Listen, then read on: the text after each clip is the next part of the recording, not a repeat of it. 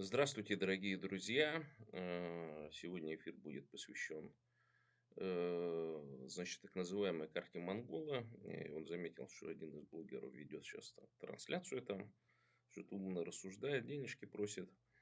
Вы поймите, я еще раз, который раз вам, бурятам, говорю.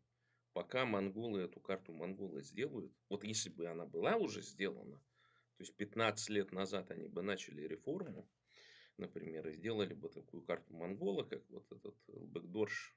Подождите, Элбек-Дорж или кто ли? Эл-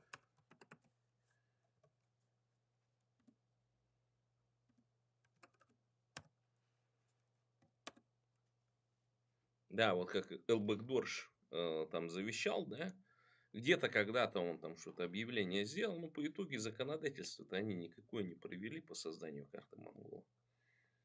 Понимаете? То есть, вот если бы она была, другое дело, можно было смело. Я бы там, наверное, первый даже бы агитировал за эту карту Монгола. Но поскольку этот проект дутый, вы просто начнете тратить силы свои на ненужные абсолютно документы, бумажки.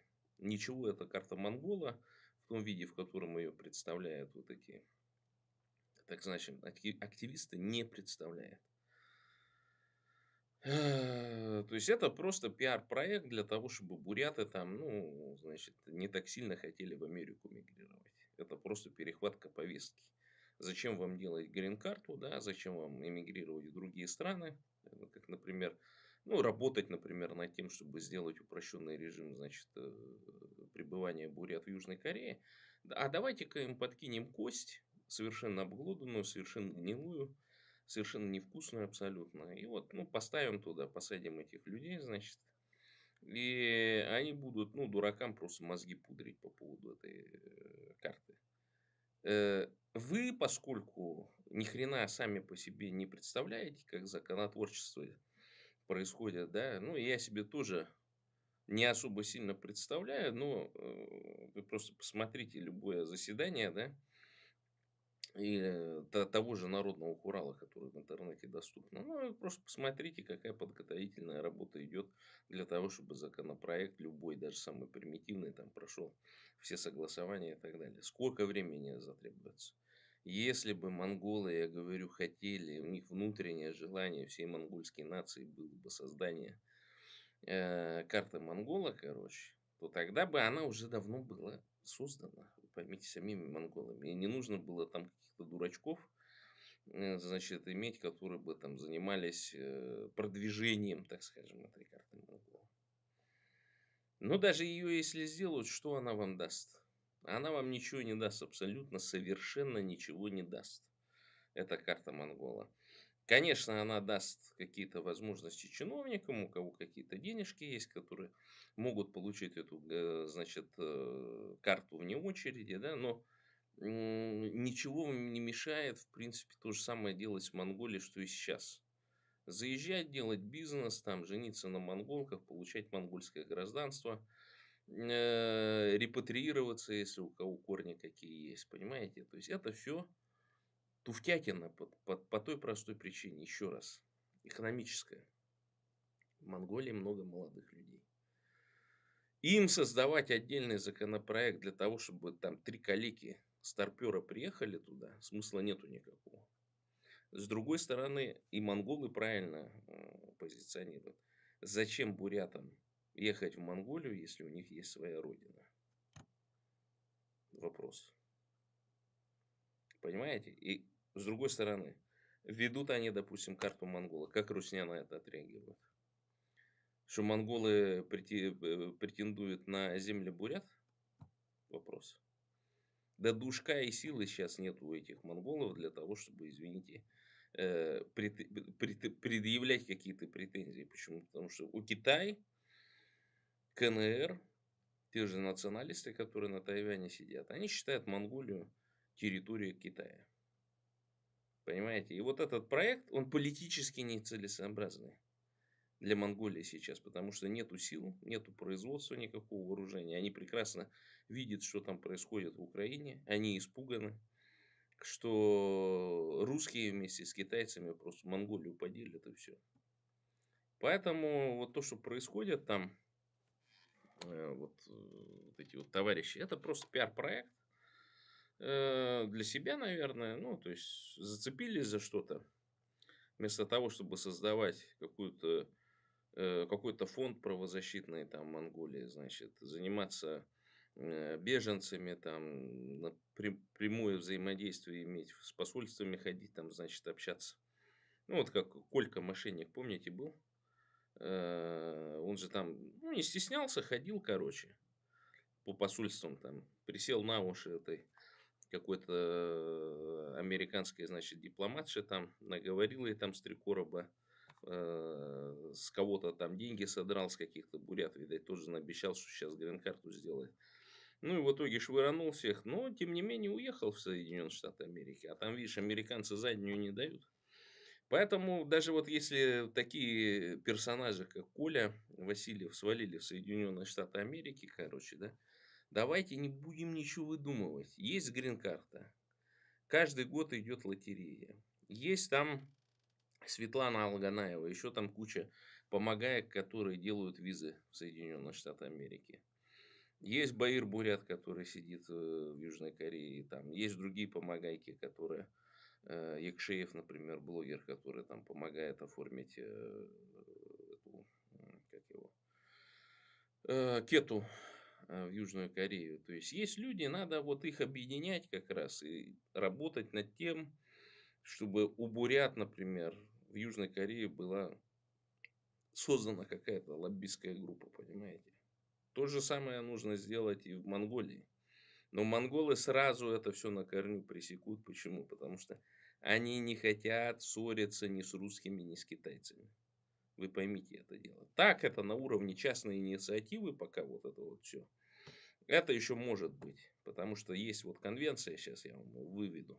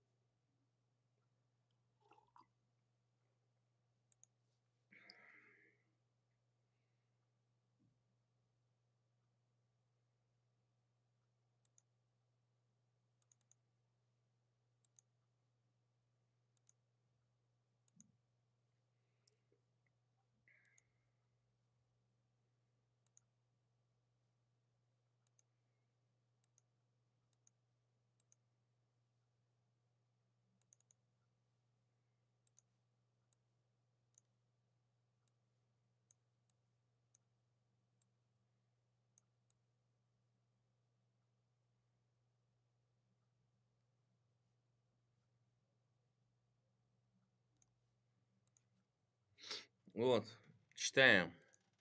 Конвенция и соглашение. Венская конвенция о праве международных договоров принята 23 мая 1969 года.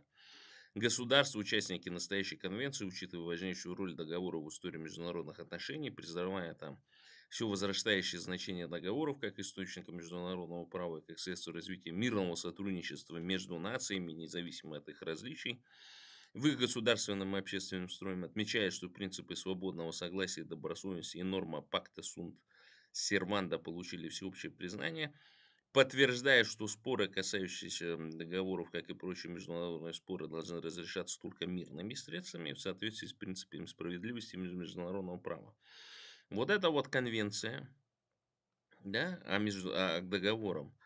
То есть, ну, это на первый взгляд некоторые думают, что, ну, там, что там договоры и так далее. Но смотрите, какая ситуация. Я вам говорю,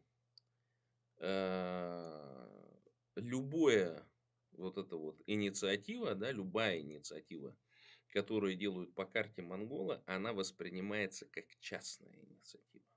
Даже не монгольская. Это инициатива иностранных граждан. Понимаете, согласно вот этой конвенции. То есть, и она никакого влияния на монгольское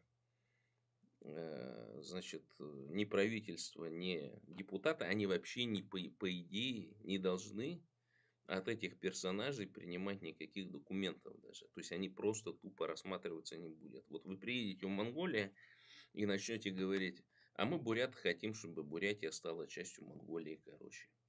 Типа вот этническая Бурятия. И начинаете слать документы. И говорить, вот у нас есть конституция, вот я ссылки привожу, там и все прочее. Короче, монголы это просто рассматривать не будут в соответствии с тем, что есть такая конвенция. И подписала ли ее Монголия, сейчас глянем. Кто ее ратифицировал сейчас.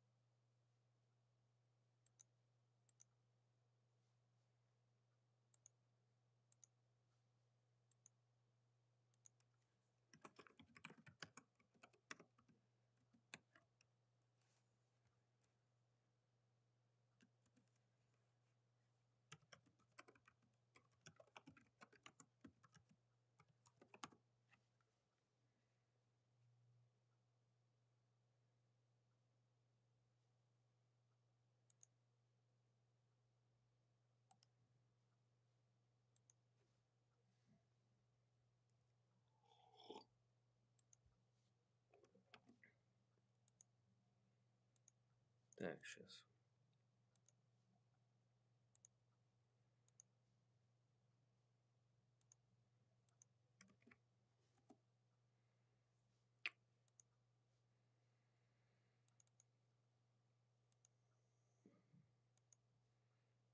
Вот другая конвенция есть сейчас. Покажу вам.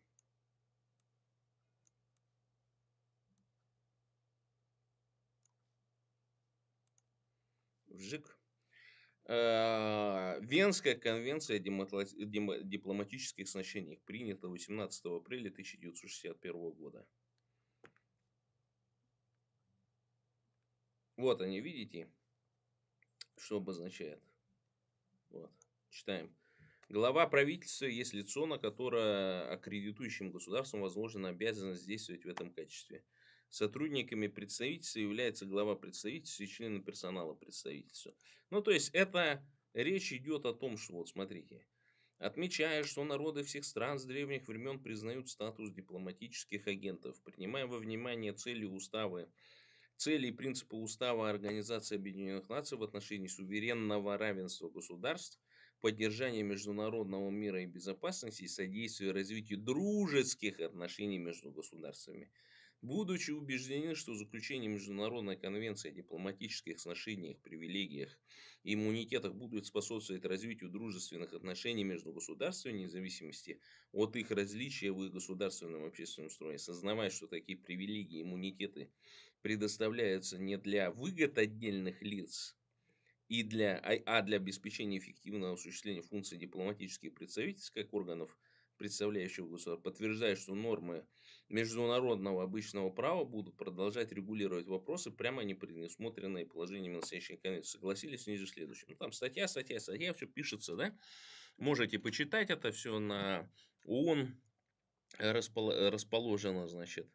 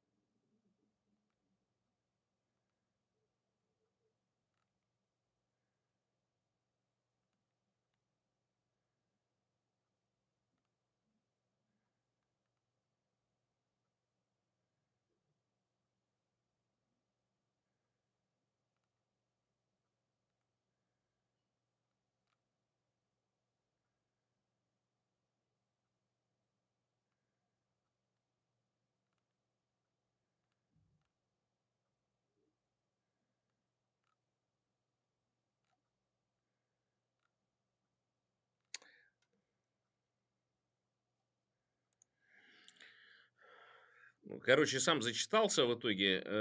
Ну, смотрите, ситуация следующая. То есть, сейчас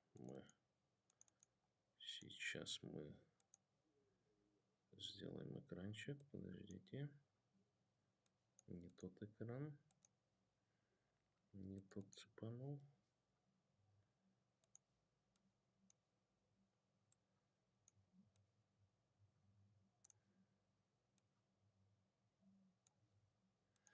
Так, ну и вот. Поэтому, когда там какие-то частные лица начинают выдвигать инициативы, они даже не просто не они даже не просто не принимаются, они даже просто не рассматриваются. Не рассматриваются и даже в принципе не принимаются к рассмотрению. То есть вот в чем вся фишка. И поэтому вот непонятен статус того же Уладаева там в Монголии. Он кто? Кто там, что он там представляет? У него вид на жительство монгольский есть хотя бы? Постоянный. То есть постоянно это не временный. Понимаете логику? И, конечно, это можно все время двигать. И это все будет, это еще год, два, три, четыре, и ничего не будет, я вам гарантирую. То есть будут толочь ступу, будут там донаты просить на что-то там и так далее. Но я вам гарантирую, все это мулька для дураков, потому что вот эта вся бурят-монгольство, это не то, которое там существовало там, в начале 20 века там, и так далее. Стремились там эти, как их, из дипломатического корпуса просто, ну тогда Монголия, она вот только независимый статус получила. И тогда же стремилась царизм эту Монголию, короче, зацапать. А для того, чтобы зацапать, они выдумали целую вот это направление бурят-монголов, короче. Агван Даржи их там все поддакивал, там, значит, другие там представители были, вот эта вся агентура по линии дипломатического линии, короче. И потом вот революцию то же самое делали те же самые царские дипломатические чиновники, ну, которые переметнулись. Понимаете? И это монголы, каждый монгол прекрасно знает, чем это обернулось для Монголии. Это бедами, это расстрелом там высших сословий, это расстрелом, геноцидом лам фактически огромного количества, 200-300 тысяч лам было уничтожено в Монголии, понимаете? То есть, будь они по-настоящему независимыми даже сейчас, естественно, карта Монгола или подобный проект давно бы был осуществлен. Но, первое, экономически это невыгодно, раз. Кого привлекать? Сейчас вот буряты там понаехали после мобилизации, там убили одного монгола там и так далее. Ну, понимаете, ну, то есть какой фон уже создали. Или всякие мошенники, дурачки туда поедут, думают халхов наколоть, короче, не получится. Молодое население бурно растущее, понимаете? И при этом никто не говорит, что а давайте будем делать развитие закона о репатриации монгольского. В любом государстве закон о репатриации существует. Понимаете? Да, может быть, основания нет, но там можно сделать какую-нибудь поблажку и сделать так, методом лоббизма, там, дачи взяток и так далее, для того, чтобы это стало спасительной, так скажем, альтернативой. Понимаете? Почему, вот опять же, этот автор проекта говорит о том, что он подглядел его в Белоруссии, там, значит, у белорусских, которая имела карту поляка. По той простой причине, что долгое время в Польше запрещено было иметь второе гражданство. То есть ты либо репатриируешься сюда и получаешь польское гражданство, от других отказываешься, либо ты вот такую лазеечку находишь, делаешь карту поляка. И с картой поляка ты, допустим, приехал, получил вид на жительство, и через год уже можешь подавать на гражданство. Здесь в Польше так. Но было изменено законодательство о гражданстве. Вот в чем вся фишка. И вот исследуйте отдельно законодательство монгольской репатриации, посмотрите. Вот его лучше менять, потому что оно уже существует, чем выдумывать дополнительные какие-то законы, принимать для того, чтобы вводить карту монгола. Ну, это глупости, во-первых. То есть, и это видно сразу по тому, кто это делает, короче, о том, что это какую-то цель преследует. И одно дело там, ну, инфо-цыганство и все прочее, там можно побираться достаточно долго на всем этом, да, нереализуемом проекте. Другое дело, когда ты систематически ежедневно ведешь, например, правозащитную работу. Ну, то есть создание фонда правозащитного в Монголии. Так вот никто и не сделал. И всякие ни левачки, там, ни на деньги Арно, там, ни Пурбошка, там. Никто вот из этих товарищей не сделал фонд в Монголии. Бурятский. Для того, чтобы вот как раз лоббировать интересы бурят, калмыков, якутов, тувинцев там и так далее. Но вот этого не было сделано. И это приводит к чему? К тому, что я опять раз говорю, что у бурят никакой институции, никакого представительства в Монголии фактически нету. Есть частные лица, которые что-то там пердят, в воздух ведут эфиры, там проводят это. Но институционально они не работают. Вот та же самая Дель Понтиха, например, там, Дугаров там и все прочие. Они же ведь тоже ни фондов ничего не создали.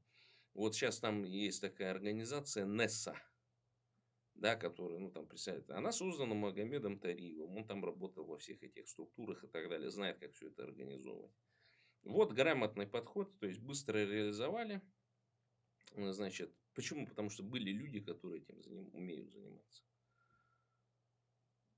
Понимаете? Ну, то есть, и это было сделано в том числе, нужно, потому что Магомед Тариф, он находится, так скажем, в Украине, там, живет, собственно, там. Сейчас его там террористом-экстремистом еще кем-то признали. Вот что нужно делать всем Уладаевым там, и всем прочим, короче, которые что-то там это выдумывают и так далее. Делать фонд, еще раз говорю. Создавать некоммерческую организацию там. Судя по всему, эту организацию создать легко.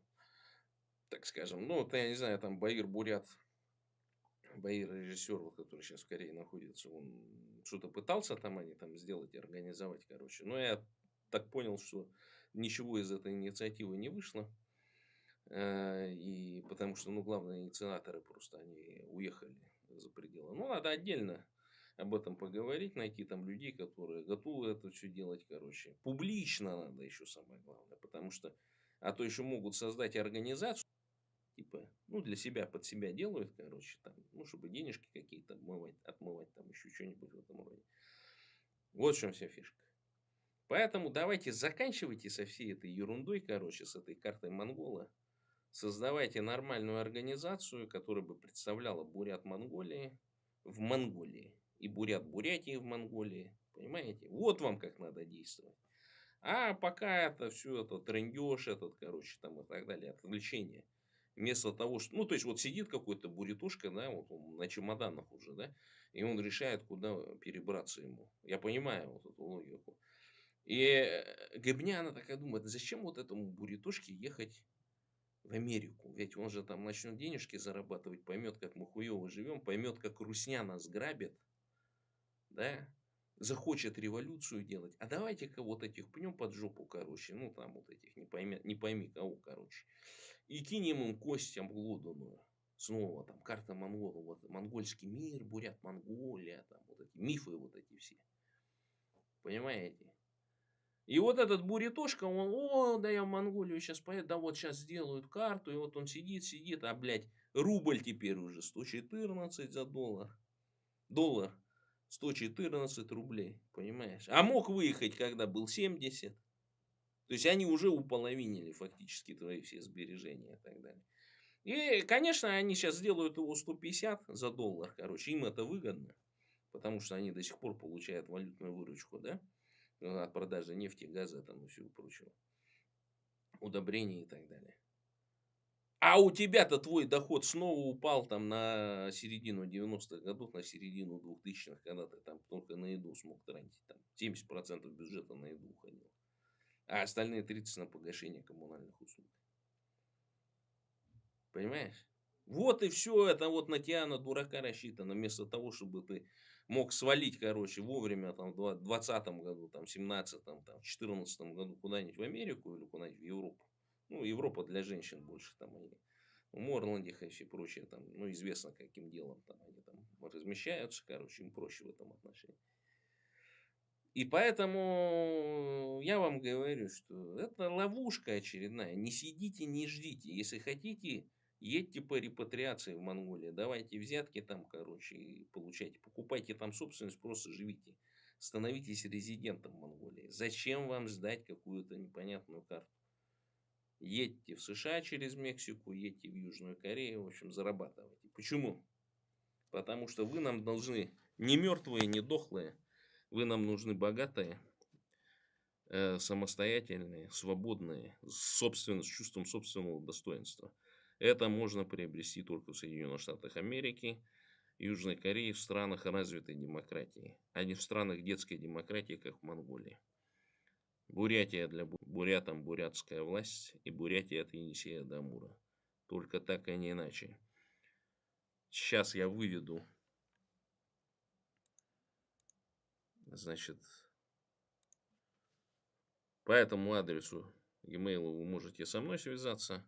Здесь вы можете задонатить на поездку меня в Вену, где мы будем интервьюировать жестко агентшу русского мира Дель Понтиху. Так что и пускай она не обижается. И пускай она не обижается. Бурятия для бурят. Бурятам бурятская власть. Бурятия это